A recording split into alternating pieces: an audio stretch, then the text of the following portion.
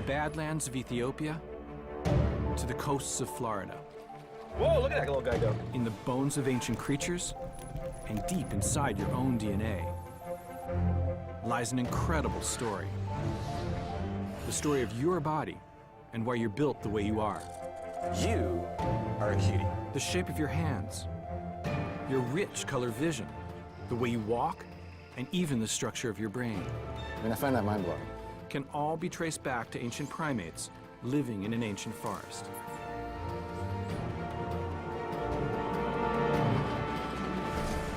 My name is Neil Shubin. As an anatomist, I look at human bodies differently from most people. Within us, I see the ghosts of animals past. Distant ancestors who shaped our anatomy in surprising ways. Prepare yourself for a trip back to an ancient world. If you really want to know why you look the way you do, It's time to meet your inner monkey.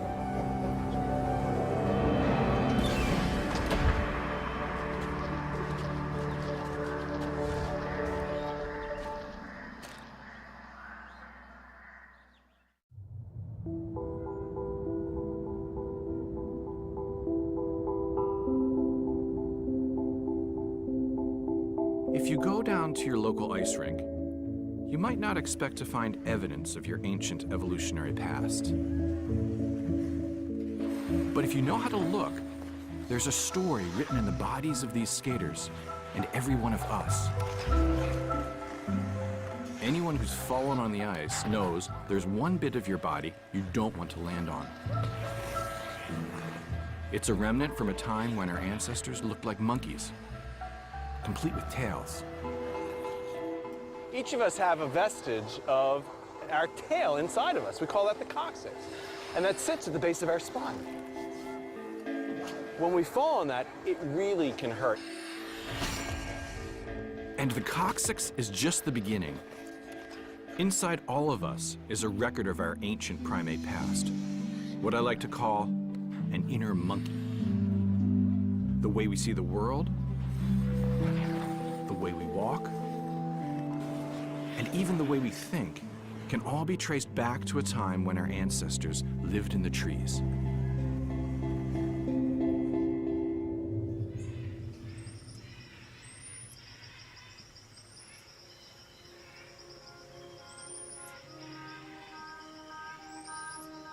If you have a hard time believing we have an inner monkey, try meeting modern-day monkeys face to face.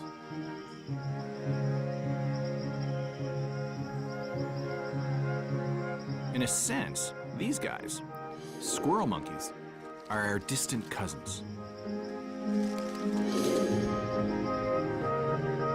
That is so cool. Hey, Bob. I mean, it's hard not to look at these guys and feel a deep connection in a way that you don't feel to fish. You look in their eyes. When you see their hands, you see the little nails. Now they grab this little nut, just like I'm holding it here. I mean, it's hard not to feel something powerful connecting you. But the power of that is also scientific. The power of that is in the anatomy, in the bones, and also in the fossils that show us the history we share with them. We're primates. Monkeys and apes and people. But we're all part of the same branch of the tree of life. And all primates differ from other mammals in having certain features that other mammals don't have. We have a certain shape to our skull, our eyes face forward. We have a particular kind of hand that can grasp. We share an evolutionary relationship with them.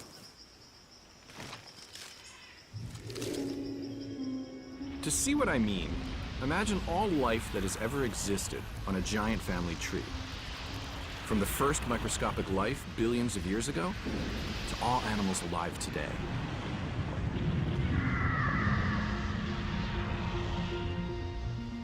We didn't evolve from modern monkeys, but if you trace our ancestry back in time, eventually we reach a point where the human line and the lines of all primates meet. This is where our story begins, our common ancestor. The ancestor of every monkey, ape, and human alive today. So what did that common ancestor look like? And how has it shaped our own bodies? 1870. A surgeon from the Civil War has returned to his pre-war passion, hunting fossils in the Wild West. In Wyoming territory, he finds a jawbone he thinks might belong to something like a small raccoon. In fact, he's found a creature that lived some 50 million years ago and occupied a place in our family tree very close to the first primates. I've come to meet this creature called Nitharctus. And a scientist who knows every inch of its bones, Jonathan Block. This is a 50 million year old primate skeleton. It gives us a window straight into the world of what the earliest primates would have been doing, how they would have been interacting with their environment. Wow. That's the real amazing. This is the real deal. That is absolutely exquisite.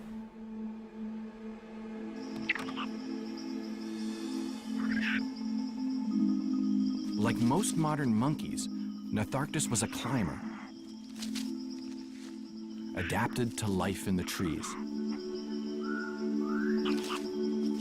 The evolution of this creature, and others like it, had a huge impact on one of the features that most defines us, our hands.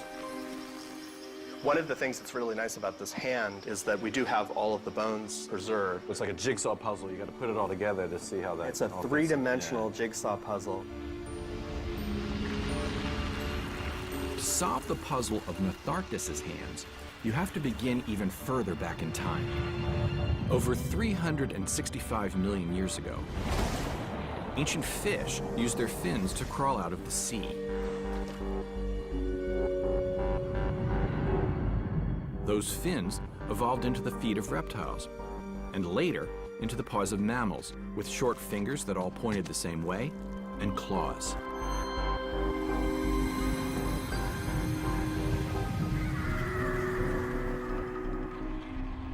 Early primates like Nitharctus took the mammalian hand to a whole new level, one that seems very familiar to us. When you actually articulate all of these bones, what you see is that the thumb is divergent. That is, it forms an angle with the index finger. And so that shows you that it could bring its thumb into opposition with the rest of the digits. Nitharctus also has unusually long fingers and nails instead of claws. This is one of the first times in the fossil record that we see a hand that looks like our own, the hand of a primate. It's a turning point in the story of the human body, an anatomical change that would eventually let us shape the world around us. So what were early primates doing with these new hands? Pull it up like To find out, I'm going up into the habitat where my ancient ancestors actually lived, up in the trees. Thankfully, I've got ropes. Minor monkey's not what it used to be. Okay, ready? Yeah, very good. He's got it, natural. Little naughty up here. Just push your hand jammer a bit higher so you can pull the rope through your crawl. Woohoo! Thank you, Jim. This is utterly wild. I mean, I was never a real climber as a kid, and I have to admit, I'm a little scared of heights and uncomfortable in trees. But these creatures are so unbelievably agile all through here. This is their home. They are able to live on small branches, big branches, throughout the tree. They can jump branch to branch. You know, when you're in the tree, what you see is that the canopy is not one place. There are lots of environments, lots of niches up here. And one special one is on the ends of the branches, because it's there where the flowers and the fruits and the insects are. So the rewards are great to be out there. We call it the fine branch niche. And for the earliest primates, being able to get out there would have been really important. And that gives us a clue as to why their hands and feet evolved to be so different from what came before.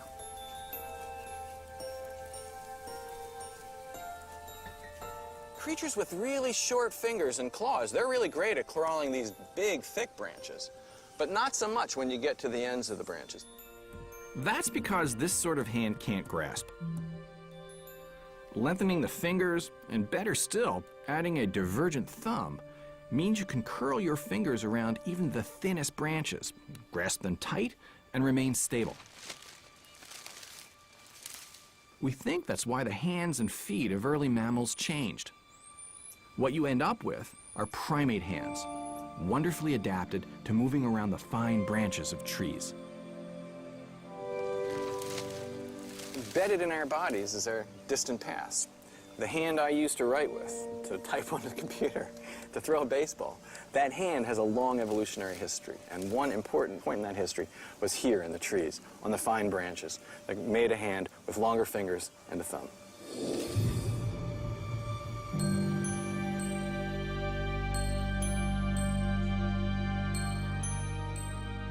Life in the trees would lead to another critical change in our ancestors' bodies. A change deep within their eyes, as they began to see the world in rich color.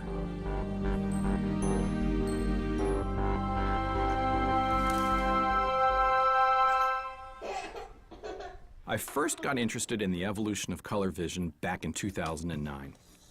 I was watching my two kids, Nathaniel and Hannah, playing a game called Hiss, where they matched cards of a certain color to make a snake. Nathaniel's, about 3.5 years older than Hannah, and he should whoop her, right? But he consistently lost. And he would lose because he'd make mistakes with one kind of card, which was purple and blue. And then we realized Nathaniel's likely colorblind. In a sense, he sees the world like early primates did before they evolved our rich color vision. Nathaniel can only see a limited range of yellows and blues, and can't tell the difference between reds, greens, and purples. This means he's not so great at games like Hiss. But it doesn't affect his life much more than that, and it certainly doesn't affect his ability to find food or to survive to adulthood. That wasn't the case for our primate ancestors. For millions of years, they'd been unable to tell the difference between fine shades of red and green. Then, about 23 million years ago, one group of primates evolved the ability to see many more colors. Now, they could tell the difference between ripe red fruits and unripe green fruits, and spot the most nutritious leaves. In the evolutionary battle for survival, this would have been a big advantage. So what happened to the eyes of our ancestors? How did our rich color vision evolve? To help me answer those questions, I've come to Seattle to meet one of the world's experts on color vision, Jane Knights. Oh, hey, Neil Hey, Shue. great to meet you. Good to see you. Well, great to be in the color lab. Well, thank you. Well, I think we're off to a rocking start with these walls. This is the color lab. Yes, it is. So what's the drill here? Jay's been studying color vision for the last 25 years. He combines cutting-edge genetics with studies on humans and other primates. Everything is cool about color. It's a silent language that speaks to our emotions. And it's just fascinating. This is the place, huh? Yep. This is where we test color vision in the monkeys. His work helped scientists figure out that most mammals, including most primates, see a limited range of colors. This is Kramer. Hi, Kramer. And Kramer's red-green colorblind, but he has good blue-yellow color vision. In order to train them, we use the colors that they can see. So as you can see, that here is this yellow blob against a gray background. Kramer can see that as well as we can. If they get it right, they get a little reward, and they also get a clicking sound. Oh, he was trying to kiss it there. He really did. He went, Mom! You can see how good he is at it. He is.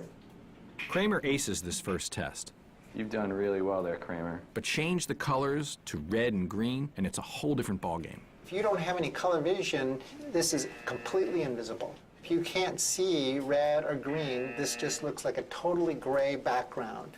Most humans can clearly see this red blob, but Kramer can't. Like my son Nathaniel, he can't tell the difference between reds and greens. Okay, Kramer, you were a star. So why is this happening? Why doesn't Kramer see the world like we do? Kramer's eyes, like all eyes, rely on special proteins called opsins to detect color. They're held in thousands of special cells in the retina in the back of the eye. Kramer's got two types of opsin, each tuned to specific wavelengths of light. Signals from these opsins are then interpreted by the brain, which allows us to perceive color. But to see color like we do, Kramer would need a third opsin, tuned to different wavelengths of light. We think our early primate ancestors were like Kramer. They had just two opsins as well. So how did they evolve a third opsin? The answer is in our DNA. Each opsin is encoded by a single gene. And when scientists compared these genes, they found that the gene for the newer opsin sits right next to one of the old ones. And significantly, they are incredibly similar. Both facts are telltale clues as to how the extra gene evolved. The old opsin gene must have been duplicated. And one of these copies then acquired a small number of mutations that allowed it to detect different wavelengths of light. But there's one more question. Could our rich color vision result from just duplicating a gene? Or would there have to be changes to the brain as well? To find out, Jay has tried to replicate what happened in nature in his lab. It's actually a great evolutionary question. How did color vision evolve? How can something so complicated evolve? Jay implanted a third opsin gene from a human directly into the retinas of a colorblind squirrel monkey called Sam. What we did is really a test to see what's the minimal thing you could do in order to give an animal color vision. The results were incredible. Like Kramer, Sam used to fail this test. Now he can easily tell the difference between reds and greens. Jay has recreated evolutionary history and given Sam human-like color vision. You might think, oh, it would take them a long time to learn this new pattern in their brain. But as soon as the gene was turned on, the animal began to make these discriminations that they couldn't make before. The brain was already ready somehow. And so in one, very short evolutionary step, it goes to this totally different world. You go from just having strictly, let's say 5 colors, gray, black, white, blue, and yellow, to hundreds of different colors that are all the blues and greens and purples and oranges. One simple shift opens the whole universe of color. Yeah, that's the amazing thing. It's like there's something almost magical. It's a multiplicative effect. For the early primates that evolved this ability, it was a huge advantage. One that would eventually be passed on to us.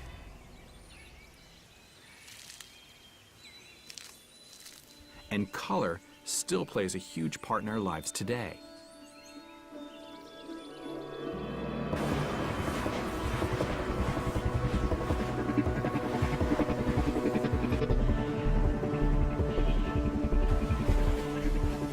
Color helps us communicate, attract attention, and even express emotions. We often take it for granted, but it massively enriches our experience of the world. Good boy. But our focus on vision has come with some trade-offs, namely our poor sense of smell. Like most humans, I'm experiencing this wonderful vista here with my eyes.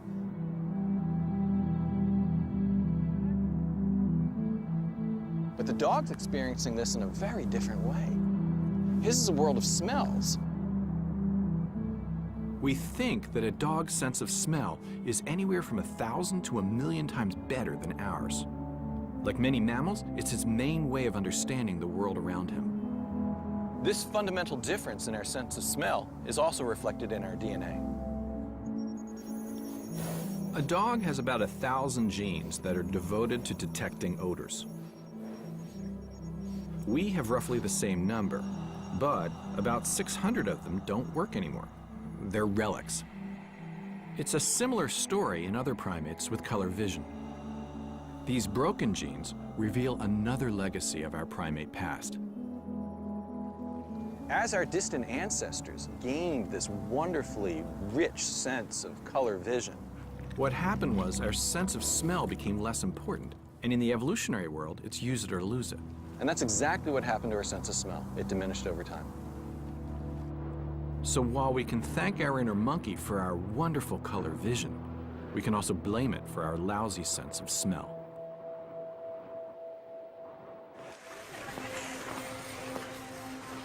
Of course, we humans have also made some radical changes to the ancient primate body plan. Unlike monkeys, we stand up on our own 2 feet. You know, animals been walking on this planet for over 365 million years, and for the most part, that walking has been on 4 legs. Walking on 2 legs is a fundamentally strange way to get around. No other primate and very few other mammals move this way. It's a change that had profound effects on the human body. Which begs the question, how on earth did it happen?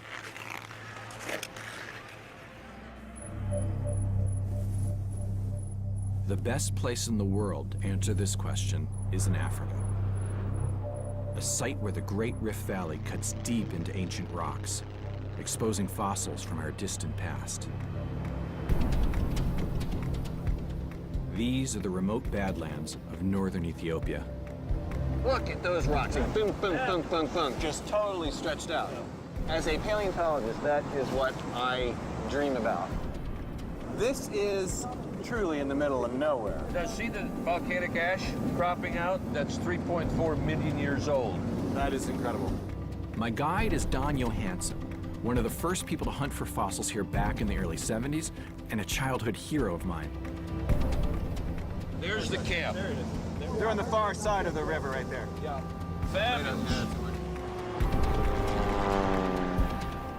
2 of the most important fossils for understanding the origins of bipedalism have been found in this small region of Ethiopia. Don's taking me to see where the first iconic fossil was found, a 3.2 million year old human ancestor known as Lucy. It was a Sunday morning back in 1974. So I came up here, looked at this, had no idea what was waiting. It was right in this area, right here. What I saw was a fragment of bone, and I looked at it and almost instantaneously said, that's a hominid. Wow. Lucy made headlines around the world because although she looked like an ape, she walked on 2 legs. She was a biped, at that stage, the most ancient anyone had found. Once we broke that 3 million year barrier, it was a whole new picture of what our earliest ancestors looked like. One of the most exciting moments of my entire career. Since Don first came here in the 70s, scientists have organized expeditions here most years. They found over 400 individual fossils from Lucy's species. But it's Lucy I most want to meet.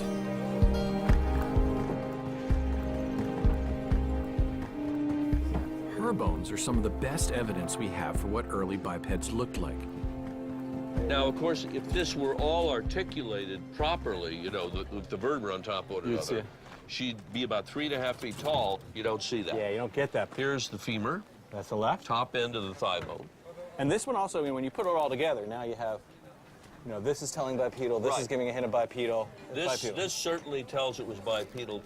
That can't in like that, which is very characteristic. Our knees are close together, and they Yeah, come it's up to the side.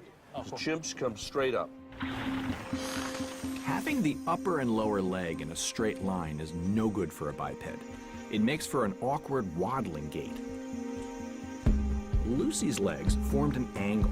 Her knees were closer together, just like our own knees. This positions the feet directly underneath the body, making walking easier and more efficient. There we are. There we go. So Lucy walked much like us. But she wasn't human. She had many primitive features too. So this is a real mix, you know? It's a real mix. Yeah, it's amazing. This is very primitive, right? Ape-like. Very small brain Ape-like. and very ape-like Ape-like, proportions. but bipedal. But bipedal. Cool. And these hands would have stretched down to about here. So once down, you yeah, put it's her the neomorph. horizontal, Yeah.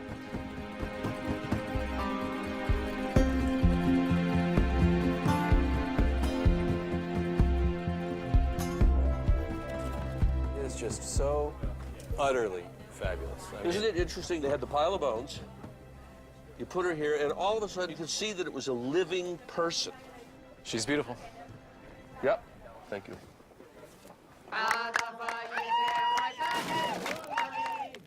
We named her after the people and the land. We named her Australopithecus afarensis, from the Afar region.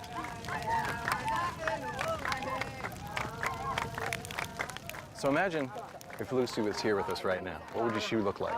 Well, she'd be short. She's only about 3.5 feet tall. And the one thing that would be familiar to us, she would be walking upright.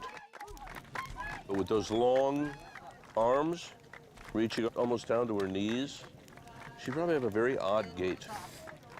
And as she got closer, we'd see that she had a very ape-like face. I don't think you would see much of a glimmer of philosophical thought in her eyes. I think in many ways she'd look like the ape that stood up, Yeah, amazing. you know? That's amazing. Lucy tells us that by 3.2 million years ago, our ancestors had fully committed to walking on two legs. What she can't tell us is how our ancestors first started walking upright. To answer that question, we need to meet a second iconic fossil, found just 50 miles from the Lucy site. This fossil, called Ardipithecus, has turned our ideas about how we became bipedal on their head.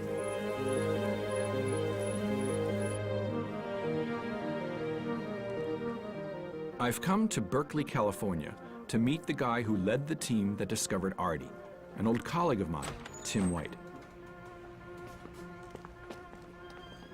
Tim's out in the field in Ethiopia most years, and he documents his work meticulously with a video camera. These rarely seen field tapes date from the early 90s. What we wanted to do was to plumb the unknown, to figure out what came before the Lucy species. We just literally didn't know what we would find. Since 1992, the team has run annual expeditions to a remote site called the Middle Awash. Some of the rocks here were millions of years older than the nearby Lucy site. You see the two resistant bands up there on the hill. They're digging into the lower band. Both of these are dated to 4.4 million. This was really... We nailed it.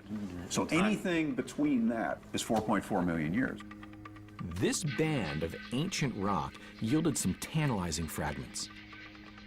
So they scoured this layer for months on end. The breakthrough finally came in 1994. An Ethiopian graduate student, Johannes Haile Selassie, found a fragment of hand bone in that same layer.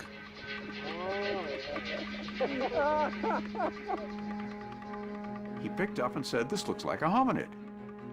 So we scraped and brushed that surface, and we found some of these hominid hand and foot bones in place. And so we focused on that little hill. And now we turned the video camera on and dug. Oh, wow. This is the way we took it off, virtually a millimeter at a time. Gotta be really careful. You know, you scratch that, you put your signature on it forever. Here comes the mandible. Canine's off on the left-hand side right there. Here are the teeth coming out. You know, so as a paleontologist, you're the first people in the entire planet to see that. You know? That's been buried for 4.4 million years.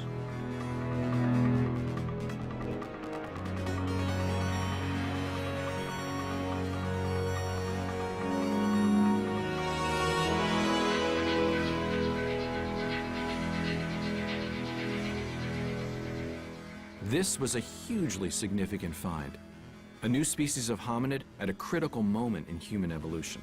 a time when our ancestors were just beginning to walk on two legs. So while they were still in the field, Tim wanted to collect as much information as he could about Artie's world. What we're out to do is to understand everything we can about that time slice. And at 4.4 million years, anything we learn is new. And so that means bringing in sedimentologists who understand what kind of a setting. Was it a river? Was it a floodplain? Bringing in paleontologists expert in the plants, in the birds, in the shrews. Wherever they found Artie's species, they found woodland creatures, parrots, monkeys, and peacocks, as well as woodland plants. It was a woodland, not an open savanna setting. Now that's a surprise. These are woodland animals. That runs counter to so much of It what runs counter people all the way expect. back to the 1800s. For over 100 years, there's been one main theory of how our ancestors started to walk on two legs. The theory goes like this. We started out as apes that lived in the trees. We looked like chimpanzees and walked on all fours using the knuckles of our hands. But the climate changed.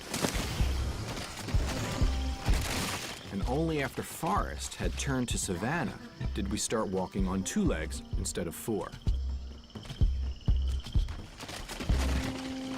Artie tells a very different story.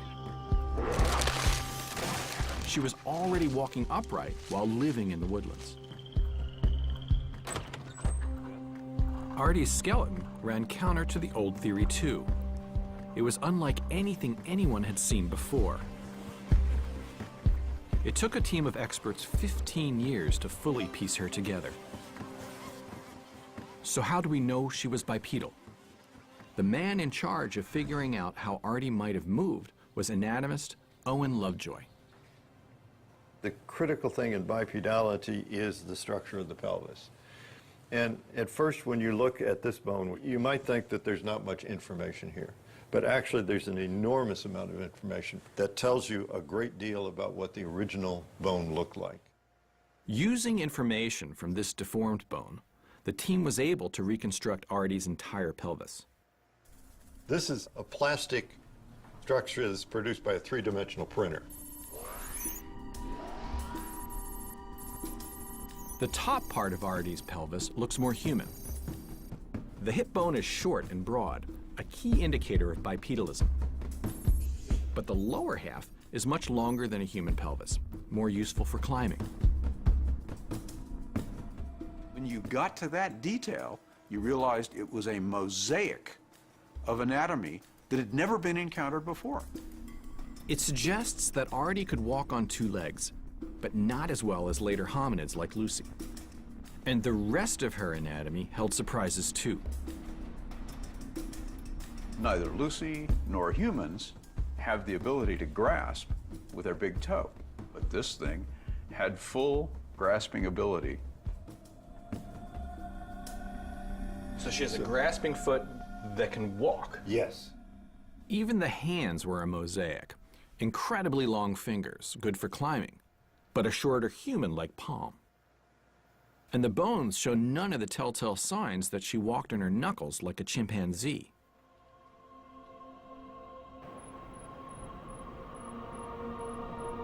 So we now have a detailed picture of the crucial time when our ancestors had just started walking on two legs.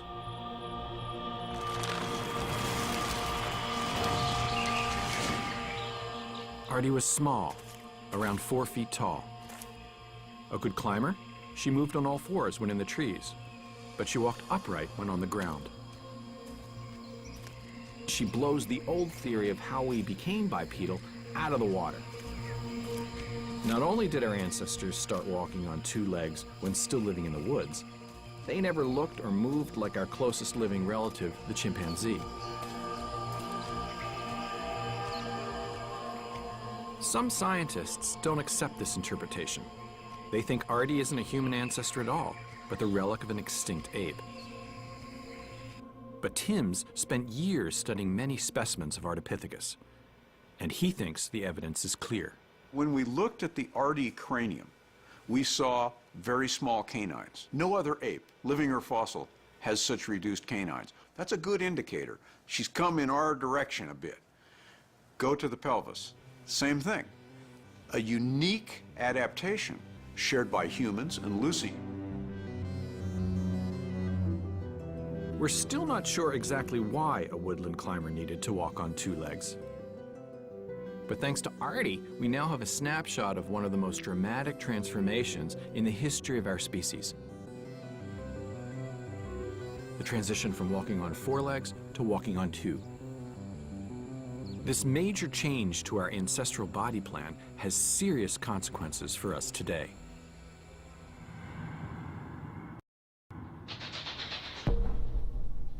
These consequences can be seen within our own bodies, and they're not all good. This vault in the bowels of the Cleveland Museum of Natural History is the place to go if you want to find out what can go wrong with the human skeleton. Dr. Bruce Latimer is an anthropologist and anatomist who was a curator here for many years. Well, this is the Ham and Todd collection, which is the largest collection of its type in the world. There are over 3,000 skeletons in this room. In each one of these drawers is a complete human skeleton. They come from unclaimed bodies at a Cleveland morgue dating from the early 1900s. If you study these skeletons, one thing becomes clear pretty quickly. The human back goes wrong. A lot. There's an enormous amount of back problems.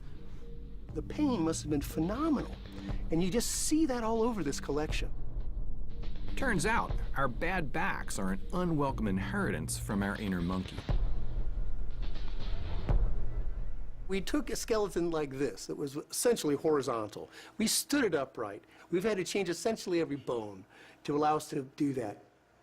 And we forced it into this new position. We have a problem going from this kind of animal into that kind of animal, and our main problem is balance. On all fours, the weight of our body hangs down from our spine. But turn this body upright, and the weight is all out front. It puts us out of whack, totally out of balance. In order to balance, we had to create this curve on your back. And then your head would be back here, wouldn't it? So we had to create another curve here in the middle of your chest, and then your head would be sticking out in the front, so we had to create another curve in your neck. And so we have this S-shaped curve in our spine, and we expect that to hold us up. That is an engineering nightmare. Our S-shaped spine is unique among mammals, and it causes all sorts of problems. The vertebrae that make up the bones of your back and the discs between them are put under a lot of pressure, particularly the ones at the very apex of the biggest curve, the thoracic vertebrae. If you take those thoracic vertebrae and you push on them from the ends too hard, what happens is this. You end up with what's called a wedge fracture. That curve has crunched it. No other animal has anything even remotely like this. It's a consequence of how we walk. And it's not just fractured vertebrae. From slip discs to sciatica, our spines go wrong in all kinds of ways. 80% of all Americans will complain of back problems at some point in their lives. Our inner monkey has a lot to answer for.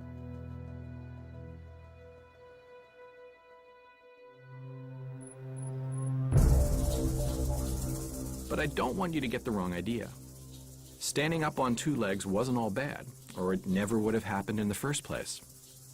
It freed our hands, an anatomical change that, combined with our amazing brains, would eventually allow us to make tools and reshape the world around us.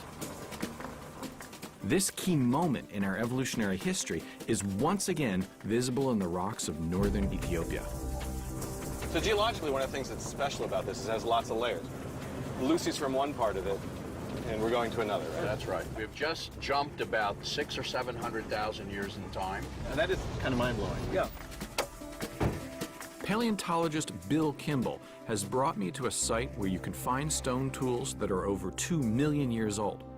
if you know what you're looking for. So what do I look for? Well, you'll look for flakes on the ground. Oh, is that bone? That is a piece of fossil bone, and here's another See, I one. can't find tools. I can find bone. Yeah. The important thing about tools is it's the hand and the brain, right? It's both together. Absolutely. You got one? Oh, yeah. Well, I mean, this You got is a nice You got one. another. this is very typically A nice one? I don't get this at all. yeah, I know. It looks like something from your driveway.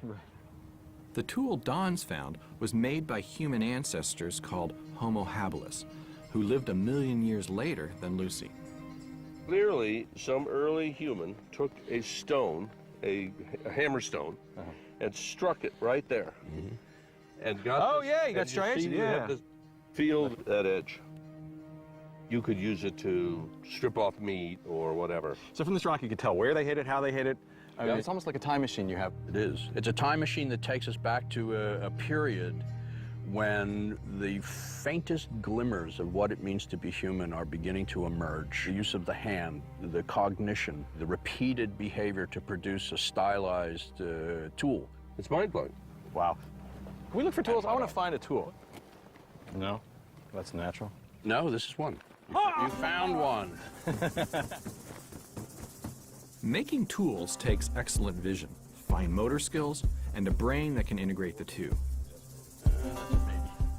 We humans only have this sort of brain because it's been shaped by our ancient primate past. Monkey, ape, or human, our brains share a basic architecture that's different from most other mammals. We all have a special region involved with hand-eye coordination, and a greatly expanded visual system with as much as 40% of the brain involved in seeing.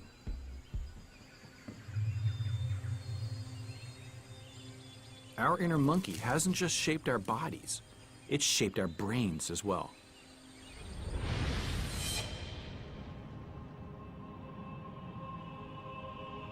But if you look at the modern world around us, and everything humans have been able to build, from satellites to skyscrapers, there's no doubt we're more intelligent than monkeys.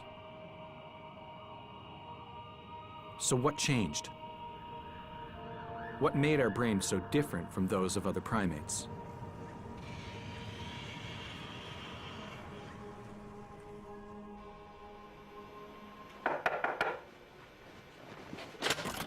Hi, Neil Schumann. Hi, Neil. It's Tom Burbacher. Good to see Welcome you. to the Infant Primate Lab. So this is the monkey place, This huh? is the monkey place. Tom Burbacher studies monkeys in order to answer questions about our own brains. He's going to show me an experiment that demonstrates an important difference between our brains and the brains of a monkey. But the differences aren't what you might expect, especially when we're young. Monkey on the set. Monkey on the set. Neil, this is C.I. She's a 3-month-old pigtailed macaque. This experiment tests something called object permanence. In other words, whether this monkey knows an object still exists when she can't see it. It's a developmental milestone for both monkeys and humans. You're going to put a piece of fruit on the toy itself. You'll place it in the well, She's looking at it. There. and you'll move that to completely hide that toy. Okay. Oh. There you go. Wow. There you go. Wow. That is impressive. Just Object boom, permanence. boom. 3 months old, and already CI understands object permanence. C.I., you are good. Hi, Geneva. How are you? You are a cutie.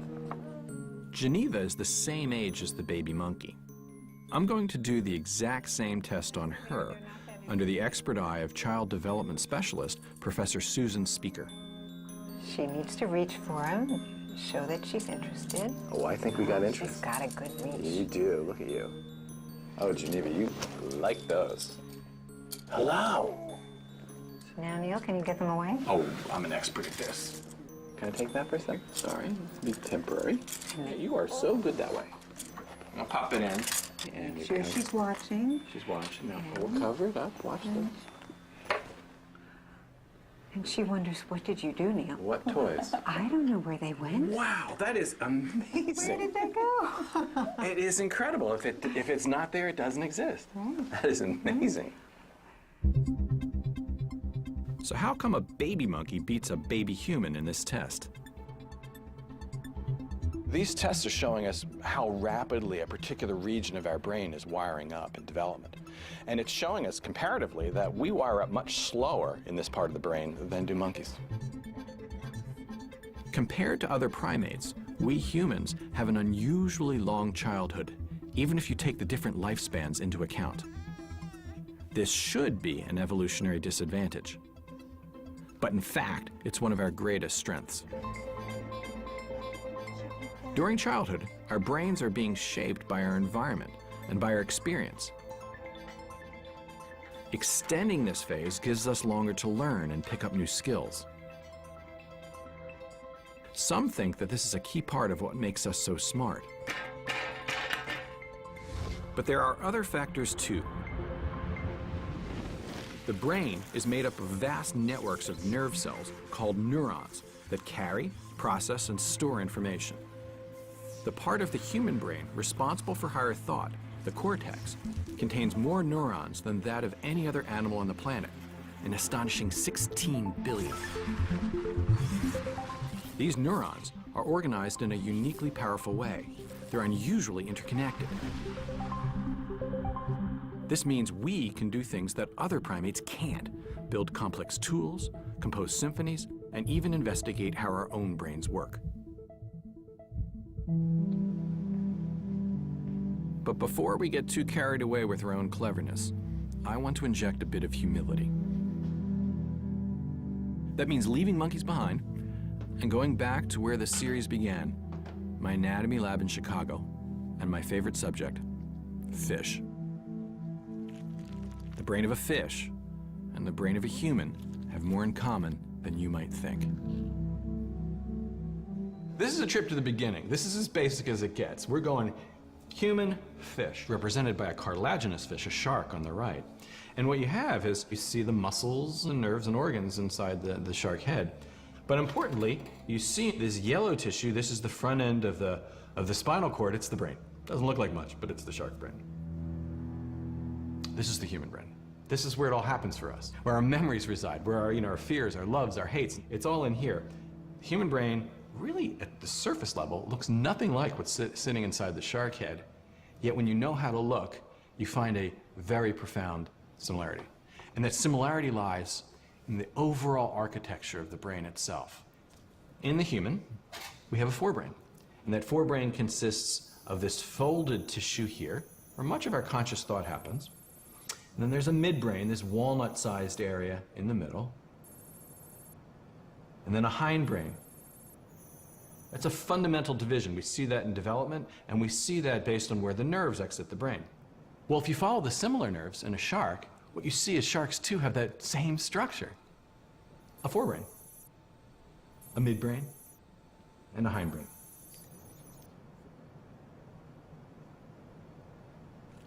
There's a fundamental architectural similarity among all brains. The brains of people, the brains of dogs, the brains of cats, the brains of monkeys, lizards, frogs, salamanders, trout, bass, even sharks and fish are similar.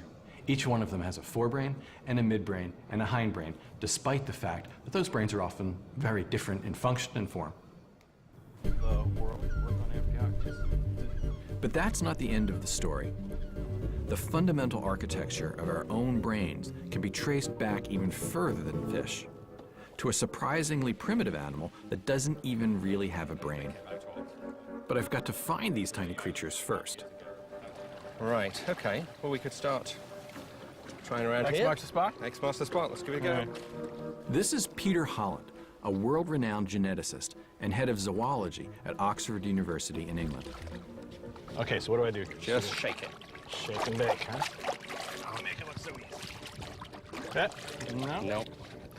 They'll be pretty obvious because they'll really swim around. The water makes the digging slightly harder. It does. You got one. There's an amphioxus. We got any? Whoa, look at that little guy go. Hey! Just dip it in the water again, you'll see it'll flick around. Well, they really flick. There you see. There he is. Hey, that's beautiful. Look at that. Which is the front? It doesn't look like much, but this tiny creature, called amphioxus, has much to tell us about our own brains. That is cool. Okay, that ranks as cool. Okay, so let's take a look at a couple of these. So I brought this from the anatomy lab in Chicago. This is a human brain. When I look at this, I don't find any obvious similarities to that. Deep in the genes of this animal and the development of this animal, and deep in the genes of us and the development of us, there are the similarities. They're pretty active. Holy cow. Oh, that is beautiful. God, they're so clear, too. You can see right through them. You know, it's amazing. Amphioxus lives in the sand of the ocean floor, filtering algae out of the water. It's from an incredibly ancient group of animals. We found fossils that look a lot like this in rocks that are over 500 million years old. They are a window into what came before the first fish. And crucially, they don't have anything like what we'd call a brain. The simple nerve cord that runs the length of their body ends with just a tiny swelling invisible to the naked eye. If you look at the front end of this animal, you don't see it all expanded into a large skull or brain region. It's just pointed. But if you look at the genetic makeup of these ancient creatures, you find something truly remarkable. To make the forebrain, midbrain, and hindbrain that we saw in our lab, you need a series of control genes to tell the cells within the developing brain where they are. They're like a zip code. Those same control genes that make our own brains are active in Amphioxus. But here, they're simply building the primitive nerve cord and the tiny swelling at its front.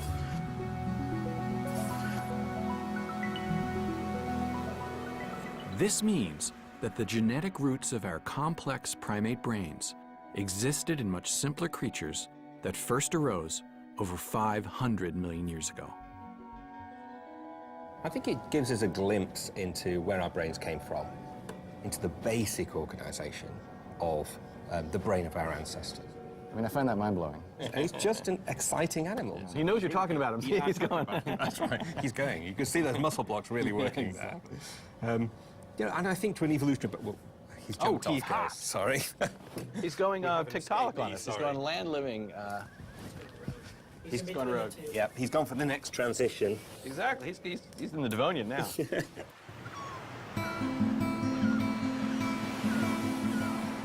The search for our inner fish has taken me from high in the Arctic. Here was the snout of exactly the creature we were looking for. To the plains of Africa. Yeah, I just want to run down here and start collecting fossils. Let's go.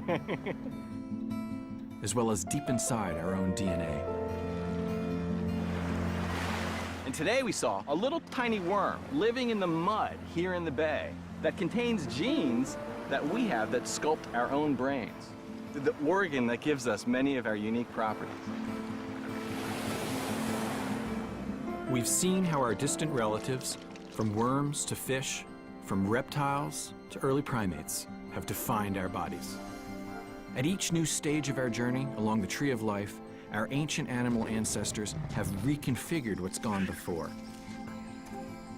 And that's how we ended up as the intelligent creatures with all our quirky flaws that dominate the planet today. There's something incredibly profound, and I think beautiful, in the idea that inside every organ, cell, and gene of our body lie deep connections to the rest of life on our planet.